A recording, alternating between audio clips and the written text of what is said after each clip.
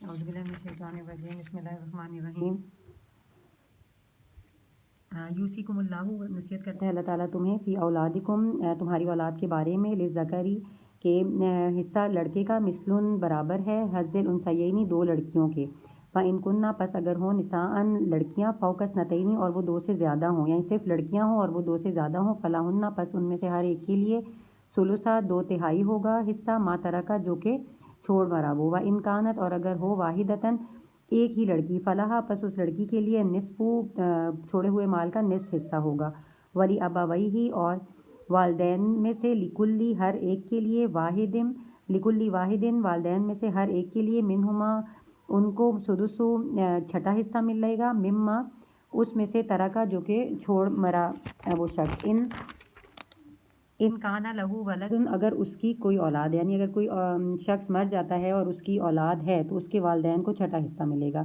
فإن لم یکن لہ ولد پس اگر نہ ہو اس کے لیے کوئی اولاد ووارثہ تو اس کے وارث ہوں گے ابواہ اس کے والدین فلأمہ الثلث اور اس کی والدہ کے لیے تیسرا حصہ ہوگا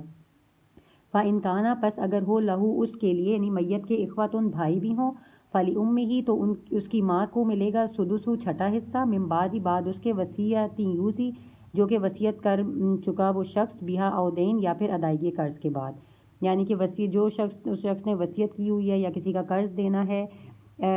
اس کے بعد جو ہے اس میں سے وہ ہوتی ہے یہ دیا جائے حصے بنائے جاتے ہیں شریعت کے مطابق آباؤکم و ابناؤکم تمہارے باپ اور تمہارے بیٹے لا تدرونا نہیں تم جانتے ایہم کہ کون اقربو زیادہ قریب ہے لکم تمہارے لیے نفعاً نفع میں فریضۃ من اللہ یہ مقرر کر دیا گیا ہے اللہ تعالیٰ کی طرف سے ان اللہ بے شک اللہ تعالیٰ کانا ہے علیماً حکیماً جاننے والا اور حکمت والا یعنی اللہ تعالیٰ ہم نہیں جانتے کہ کون ہمارے حق میں زیادہ بہتر ہے ہمارے بیٹوں میں سے بھائیوں میں سے تو اللہ تعالیٰ جانتا ہے اس لیے وصیت کی جو تقسیم وصیت کے مطابق یا جو تقسیم ہے ورثے وراثت میں جو تقسیم ہوتی ہے یہ اللہ تعالیٰ کے بتائے ہوئے طریقوں کے مطابق ہی کرنی چاہیے اس کو اپنے طریقوں سے نہیں تقسیم کرنا چاہیے وَلَكُمْ اور تمہارے لیے نصف ہے ما ترکا جو کہ چھوڑ جائیں یعنی اس مال میں سے تمہارے لیے نصف ہے جو چھوڑ جائیں ازواجکم تمہاری بیویاں اِلَّمْ یَکُن لَہُنَّ اگر نہ ہو ان کے لیے ولدن کوئی اولاد یعنی اگر کسی عورت کی اولاد نہ ہو اور وہ مر جائے تو اس کے مال کا نصف حصہ شوہر کو ملے گا فإن کانا پس اگر ہوں لہن اس عورت کے لیے ولدن اولاد فلکم الربع تو پھر تمہارے لیے چوتھا حصہ ہوگا مما اس میں سے ترکنا جو چھوڑا من بعد وصیت کرنے کے بعد یوسینا وہ جو وصیت کرنے والے نے کی بیہا او دین یا ادائیگی قرض کے بعد ولہن اور ان کے لیے ربع چوتھا حصہ ہوگا مما اس میں سے ترکتم جو تم چھوڑ مرو یعنی کہ اگر بیویوں کے لیے اگر شوہر مر جاتا ہے تو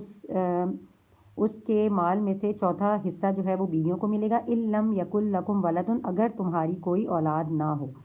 ٹھیک ہے فإن کانا پس اگر تمہارے لیے کوئی اولاد ہو تمہاری کوئی اولاد ہو فلہن پس ان کے لیے یعنی تمہاری بیویوں کے لیے الثمن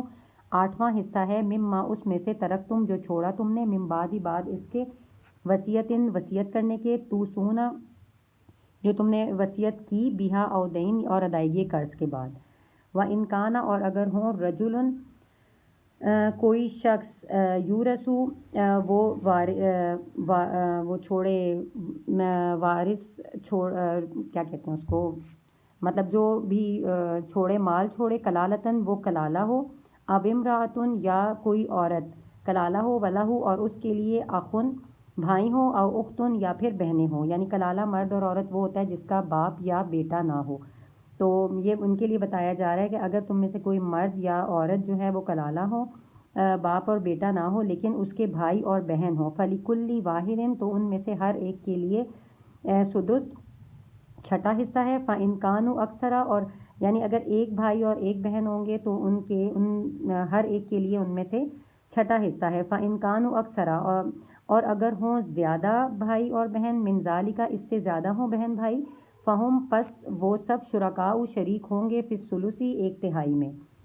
من بعد اس کے وصیت جب وصیت کر چکا یوسا وصیت کرنے والا بیہا او دین اور ادائیگی قرض کے بعد غیر مضارن نہ نقصان پہنچایا جائے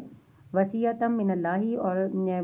یہ وصیت کرنا ہے اللہ تعالیٰ کی طرف سے من اللہ اور اللہ تعالیٰ علیم حلیم جاننے والا ہے اور بردبار ہے۔ دل کا یہ حدود اللہ، یہاں پہ میں دوبارہ سے کلالہ کا آپ کو بتاتی ہوں۔ کلالہ وہ مرد یا عورت ہوتا ہے جس کا باپ یا بیٹا نہ ہو، تو اگر اس کلالہ مرد یا کلالہ عورت کا ایک بھائی اور ایک بہن ہوگا تو وہ دونوں چھٹے حصے، ان دونوں کو چھٹا چھٹا حصہ ملے گا، اور اگر زیادہ بہن اور زیادہ بھائی ہوں گے تو وہ سارے کے سارے ایک تہائی میں شریک ہوں گے۔ دل کا یہ حدود اللہ، حدود ہیں اللہ تعالیٰ کی۔ وَمَن یُطِعِ اللہ، اور جو بھی اطاعت کرے گا اللہ کی، وَرَسُولَهُ، اور اس کے رسول کی، یُدْخِلْہ، تو وہ داخل کیا جائے گا جناتن، باغات میں، تجری بہتی ہیں، من تحتها الانہار، جن کے نیچے سے نہریں، خالدین فیہا، رہیں گے وہ اس میں ہمیشہ، وذالک الفوز العظیم، اور یہ بہت بڑی کامیابی ہوگی۔ وَمَن یعص اللہ، اور جو کوئی نافرمانی کرے گا اللہ کی، وَرَسُولَهُ، اور اس کے رسول کی، وَيَتَعَدَّ، اور وہ حد سے بڑھے گا، حدودہ، اس کی حدود سے، یدخلہ، تو وہ داخل کیا جائے گا نارن، آگ میں، خالدن فیہا، اس میں ہمیشہ رہے گا، وَلَهُ عذاب مہین، اور اس کے لیے بہت ہی ذلت والا عذاب ہوگا۔ یہ جو تھی بہت ہی مشکل آیات ہیں، یہ جتنی دفعہ بھی پڑھی جائیں، یہ میں نے خود ریکارڈ کرتے میں تقریباً 4 سے 5 بار ریکارڈ کیا ہے، اور اس دوران کوئی نہ کوئی غلطی ہو جاتی تھی، تو مجھے اس کو ریکارڈ کرنے میں 4 سے 5 دفعہ جو ہے وہ ٹائم لگا ہے۔ تو یہ جو ہے کافی جو ہے مشکل ہے، اور اصل میں یہ جو وصیت کی تقسیم ہے، اس کے پوری جو ایک حساب کتاب کرنا ہوتا ہے، جس کی پریکٹس کی، یہ تو انہوں نے موٹا موٹا جو اللہ تعالیٰ نے یہاں پہ حساب بتایا ہے، لیکن علماء جو ہیں انہی کے ذریعے ہی یہ وصیت، ان کی وراثت کی تقسیم کی جاتی ہے۔ تو مجھے وراثت اور وصیت کا فرق بار بار ہو جاتا ہے، تو اس کے ہی ذریعے، انہی علماء کے ذریعے، مستند علماء کے ذریعے ہی یہ وراثت کی تقسیم ہونی چاہیے، کیونکہ یہ کافی پیچیدہ کام ہوتا ہے، یہ عام لوگ نہیں اس طرح کر سکتے۔ یہ پھر ابھی ہم آگے نہیں، یہیں تک ہی کرتے ہیں، یہ کافی ہو گیا آج کے لیے، تو پھر ہم آگے مزید کریں گے۔ صدق اللہ العظیم۔